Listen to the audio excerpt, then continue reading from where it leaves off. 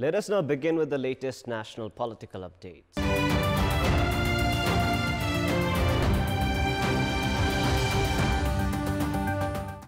The National Medical Education Bill endorsed by the House of Representatives was tabled at the National Assembly amid protests from the main opposition Nepali Congress. As soon as the meeting of the National Assembly convened, the Nepali Congress lawmakers resorted to protest, stating that they would not let the meeting to resume unless the hospitals run under the names of late Congress leaders Girija Prasad Koirala and Sushil Koirala are brought under the jurisdiction of the federal government. The Congress lawmakers also demanded the government to form a talk team to initiate dialogue with the fast unto death Dr. Govinda Kesi. Chairman of the National Assembly, Ganesh Timal Sinha, had adjourned the first meeting due to the protest staged by Nepali Congress lawmakers. However, in the second meeting, he allowed Education Minister Giriraj Mani Pokhral to table the bill amid the resistance. The National Assembly meeting has been adjourned till Thursday as lawmakers have been given a 72-hour deadline to file their amendments to the bill.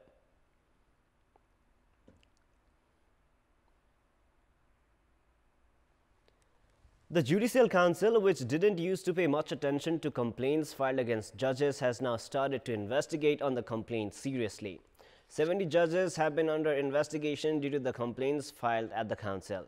The Judicial Council has informed that initial investigations are being conducted at the moment and judges who committed gross errors would be further investigated and action would be taken against them. While going through the complaints filed at the council, it was found that gross errors were committed by Judge Omkar Upadhyaya of Tanau District Court. While conducting initial investigations on the complaints, Judge Upadhyaya was relieved from his duty and summoned to the Judicial Council by Chief Justice Cholendra Samsen Rana for further investigation. Likewise, the Judicial Council has continued its investigations on the 70 judges who have complaints at the council. The council has stated that judges who may be found guilty in the initial investigation would go through detailed investigation and stern action would be taken against the guilty. The council has formed a legal monitoring mechanism and has summoned 8 judges for investigation after monitoring various courts.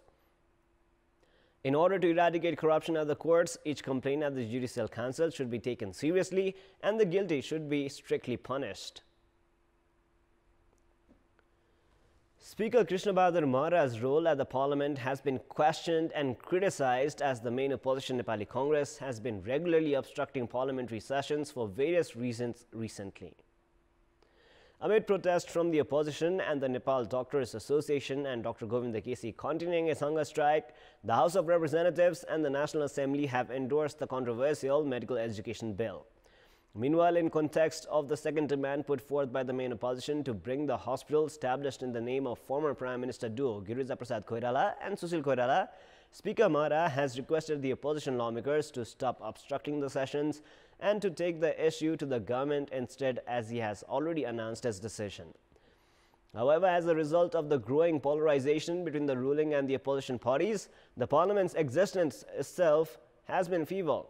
Nepali Congress has announced of taking their protests to the streets, demanding the government to bring the hospital in the name of their leaders back to the centre's jurisdiction.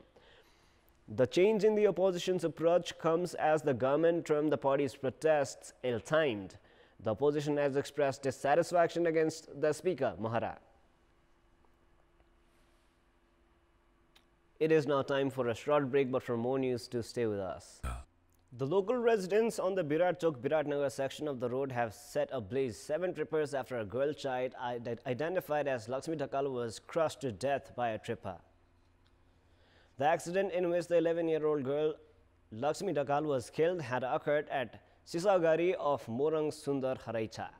The District Administration Office of Morang has imposed an indefinite injunction at Birat Chowk to curb the flaring violence.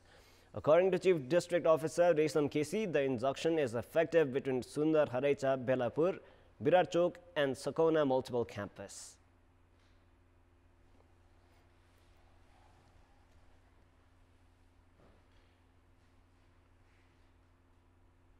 After the contractor company abandoned the Melamchi drinking water project, only 5% of the work remains. However, according to a government official, it will take at least 3 years to complete the remaining work. 95% of the Melamchi drinking water project has already been completed.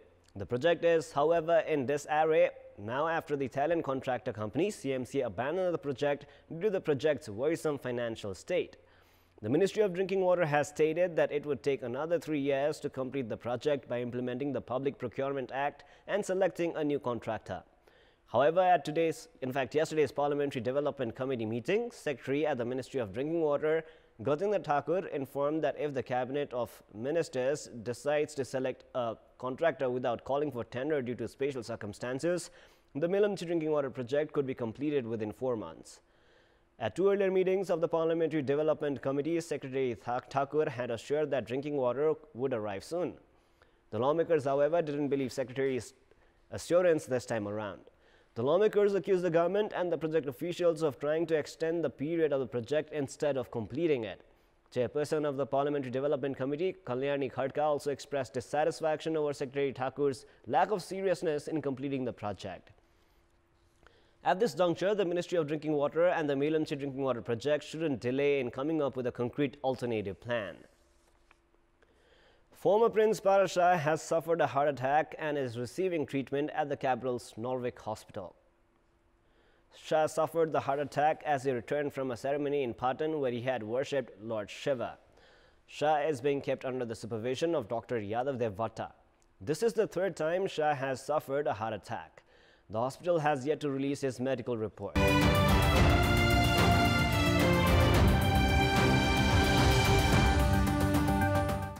The Kalanki-Koteshwar Ring Road section that has been in operation for the past few months after completing upgradation under the financial and technical support of the Chinese government has been handed over to the government of Nepal yesterday, 5 years after the project first started. The Chinese government had provided Nepal a grant of 5 billion rupees to upgrade the ring road section to an 8-lane road. Chinese ambassador to Nepal, Hu Yangyi, handed over the road to Prime Minister KP Sharma Oli at an event held in the capital. It took the Chinese contractor company Shanghai Constructions almost 5 years to complete the project. The company had initially signed the agreement to complete the upgradation within 3 years. However, the April 2015 earthquake, border blockade, fuel shortages, and the delay in shifting the electricity poles had pushed the deadline. A Chinese engineer employed in the project had lost his life during the construction. Ambassador Yangyi has suggested the government of Nepal to maintain cleanliness of the road and carry out timely repair works to better manage traffic in the area.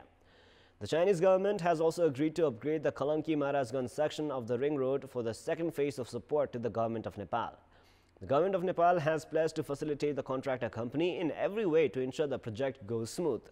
While the Chinese side has already completed the 1st phase works of upgrading the road section, the works from Nepal's side, like building the service track and the overhead bridge in the Koteshwar-Kalanki road section, is still incomplete. Service seekers at the district hospital of Udaipur have been complaining of the degrading service quality at the hospital. In this context, we had asked the service seekers how have they found the services at the district hospital. Let us now take a look at what they had to say. Public voice. सेवाहरु अब delivery सेवा हैन इनहरु त थप्पै नै छ जुन सेवाहरु भइरहेको थियो त्यो सेवा अहिले भइरहेको छैन डाक्टर पनि खोइ डाक्टरको अनुहार देखे छैन हिजो आएदेखिको इमर्जेन्सीमा हो जति त्यहाँ देखेको डाक्टरै आउनु भएको छैन आकस्मिक सेवा इमर्जेन्सी सेवा ठुलै यस्तो पर्यो भने त यहाँ चाहिँ जस्तो छैन सम्भव छैन यहाँ कि धरान लानु पर्यो कि बिराटन लानु पर्यो कि काठमाडौँमा पुर्याउनु पर्यो त्यस्तै ठुलो बिमारीहरु आयो भने बाहिर पठाउँछ यहाँ उपचार हुँदैन हतपत गाडी हुन्छ सानोतिनो त हुन्छ डाक्टरहरु भनेको अब समयमा उपस्थित नभइदिने हैन बिरामी भएर आउँदा इमर्जेन्सीमा पनि चाहिँ हस्पिटलमा चाहिँ डाक्टरहरु नभेट्दाखेरि अलिकति पेशेन्टको आफन्तहरुले चाहिँ गाह्रो पर्ने जग्गा चाहिँ अलग अवस्था मात्रै छ विशेषज्ञ सेवा छैन प्रसिद्धि बन्द छ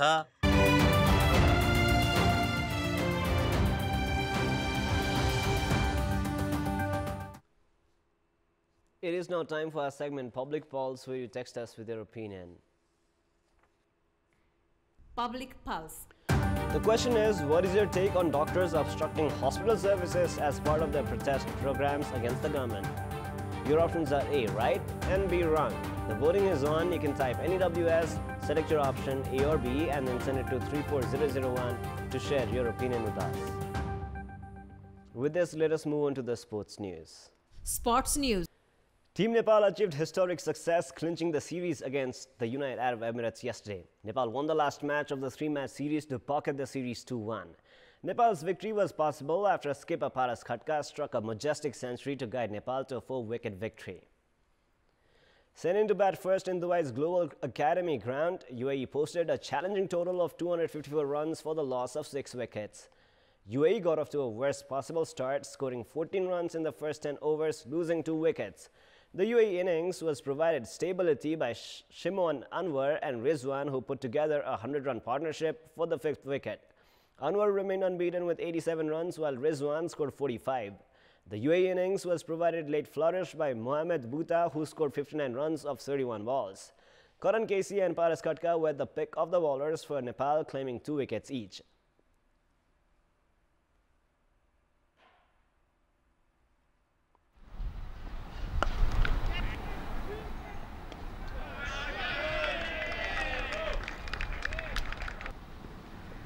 In reply, Nepal achieved the victory target of 255 runs for the loss of 6 wickets in 44.4 overs. Paras Khatka guided Team Nepal to victory with a classy century as he scored 115 runs that included 15 fours and 1 6. Paras Khatka also became the first Nepalese cricketer to score a century in the one-day internationals. There was an all-round contribution with the bat as Ganathan Malla scored 31 runs, Sompal Khami scored 26 runs, and Arif Sheikh made 21. Debutant Sandeep Zora also chipped in with 19 runs. Nepal's batting had always been the weak link in the previous matches. However, the batting performance yesterday came as a welcome surprise as Nepal chased the difficult-looking target with ease. Prior to this, Nepal had drawn the first one-day series against the Netherlands. Nepal next plays a 3-match 2020 series against UAE beginning the 31st of January. Paras Khatka is a household name in Nepalese cricket, and it wouldn't be wrong to say that no other cricketer has nursed Nepalese cricket to the extent as done by Paras. Paras Khatka has been at the helm of Nepalese cricket, leading the national side, beginning their journey from Division 5 to T20 World Cup and from the one-day status to the historic series win against the United Arab Emirates. It was a great coincidence that at the beginning of the match yesterday, Paras Khatka had said no Nepalese cricketer was able to strike a century in the one-day internationals. He had added that it was high time someone scored a century for Nepal. As luck would have it, it was Paras Khatka himself who scored a match-winning century, guiding Nepal to a historic win over UAE. It took Paras 96 balls to compile his century that included 13 fours and 1 6. He ultimately departed after scoring 115 runs in the 39th over, having ensured the much-deserved victory for Nepal. Talking to Kantipur television after the match, Paras Khatka said that he was simply elated to play a crucial role in Team Nepal's victory, but a bit disappointed that he could not finish the match himself after taking Nepal so close to victory. Paras Khatka is also the first Nepalese cricketer to score 2 half-centuries in ODI cricket. Paras had made his debut for the national team in 2003, playing in a 3-day match against Malaysia. Nepal had also featured in the 2020 World Cup in 2014 under the leadership of Paras Khatka. Nepal has entered the International Cricket Council's one-day international rankings for the first time. Nepal won the 3-match series 2-1 following the 4-wicket win in the 3rd match yesterday. Following the win, ICC included Nepal in its ranking for the one-day internationals. Having won the first ever ODI series, Nepal is ranked 15th based on the 10 matches it has played. The ICC has included Nepal in the rankings by considering the 4 matches of the World Cup qualifiers played in March, 2 matches of the series against the Netherlands, and the Asia Cup qualifiers clash against the UAE. Nepal had debuted in the ODIs with the 2-match series against the Netherlands last year, which had ended in a 1-all draw. Nepal was granted the ODI status for 4 years in March last year. UAE is placed 14th in the ODI rankings, Scotland is 13th, while Ireland is ranked 12th. Top 3 nations in the ODI rankings are India, New Zealand and South Africa. Now, Asian powerhouse Japan have entered the grand finale of Asia Cup. Japan brushed aside Iran 3-0 in the semi-final match played last night. First half of the match played at Hazza bin Zayed Stadium in UAE had ended in a goalless stalemate. However, Japan found the net 3 times in the competitive and interesting second half to secure their berth in the finals. Yua Osako scored a brace while Jinki Haraguchi was also on the score sheet for Japan. Iran football manager Carlos Queiroz has resigned after his team crashed out from the last four. He had served as the manager of Iran's national football team for 8 years. Japan will now take on the winners of the match between Qatar and host UAE for the title. The second semi-final between Qatar and UAE is scheduled for 7:45 p.m. kickoff this evening. Japan has won the Asia Cup for the highest number, clinching the title on 4 occasions. Japan had last won the tournament in the year 2011. And now, before we wrap up, here's a look at the top stories one more time. Team Nepal registered a historic series win against UAE. Skipper Paras Khatka scores a majestic century to script the victory. Nepal enter ICC rankings at the 15th place.